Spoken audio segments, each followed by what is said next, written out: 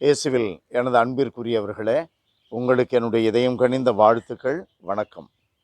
அன்பானவர்களே, நம்முடைய மீட்பரும் ஆண்டவருமான இயேசு கிறிஸ்து உயிர்த்தெழுந்த பின்னர் மகதலா மரியாவுக்கு காட்சி கொடுக்கிறார். எம்மாவு செல்லுகின்ற சீடர்களுக்கு காட்சி கொடுக்கிறார். இப்படியாக அவர் பலருக்கும் தன்னை வெளிப்படுத்துகிறார். இன்றைய நற்செய்தி மார்க்கு நற்செய்தி 16வது அதிகாரம் 9-15 வரையிலும். மகதலா மரியாவுக்கு காட்சி கொடுத்தது மிக அற்புதமான ஒரு காரியம். அது நமக்கெல்லாம் ஒரு உவமை போல, உண்மையை வெளிப்படுத்துகின்ற ஒரு உவமையை போல.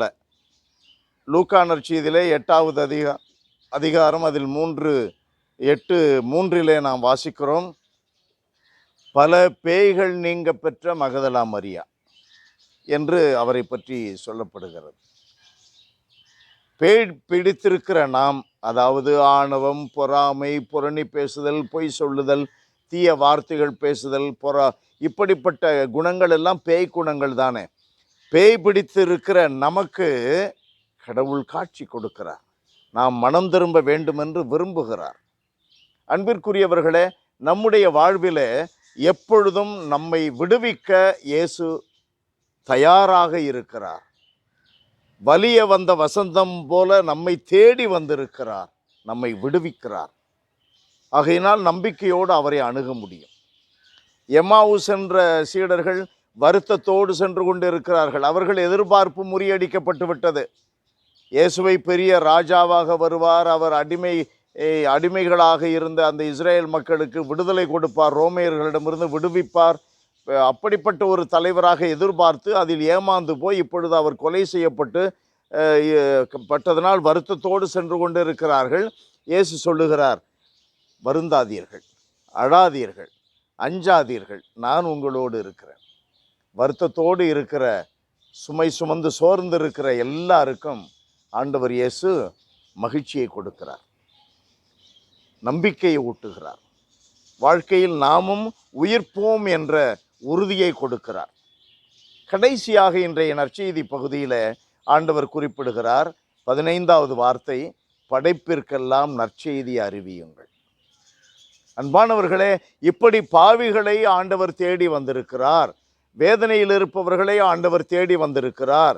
வருத்தமுற்று இறந்து கொண்டிருக்கிற, வருத்தத்தினால் இறந்து கொண்டிருப்பவர்களுக்கு உயிரை கொடுக்கிற ஆண்டவர் வந்திருக்கிறார். இந்த நற்செய்தி எல்லாருக்கும் அறிவியுங்கள். நமக்கு இறப்பு இல்லை, சோர்ந்திருப்பவர்களுக்கெல்லாம் இளைப்பாறுதல் உண்டு.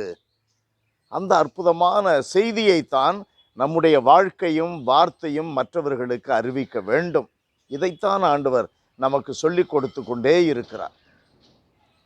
அன்பான எங்கள் தகப்பனே, பேர் இரக்கம் நிறைந்த எங்கள் கடவுளே, வாழ்க்கையில் பல சோதனைகளாலும், வாழ்க்கையில் படுகின்ற வேதனைகளாலும், நெருக்கடிகள் மத்தியில் ஆண்டவரே சோர்ந்து போயிருக்கிற எங்களை நீர் தயவுடன் சந்திப்பீராக. வாழ்க்கையில் இறந்து கொண்டு இருக்கிற, நம்பிக்கை இல்லாமல் இறந்து கொண்டு இருக்கிற எங்களை நீர் தயவுடன் சந்திப்பீராக. எங்களுக்கு இந்த இறந்து கொண்டிருக்கிற நிலையிலிருந்து உயிர்த்தெழுதல் உண்டு. சோகத்திலிருந்து மகிழ்ச்சிக்கு நாங்கள் வர முடியும். நோயிலிருந்து சுகத்தை பெற்றுக்கொள்ள முடியும். பேயிடமிருந்து நாங்கள் விடுதலை பெற முடியும்.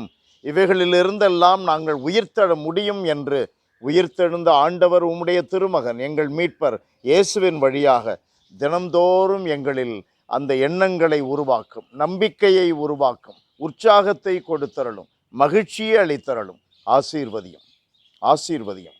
இயேசுவின் நாமத்திலே ஜெபிக்கிறோம் பிதாவே. ஆமென், ஆமென்.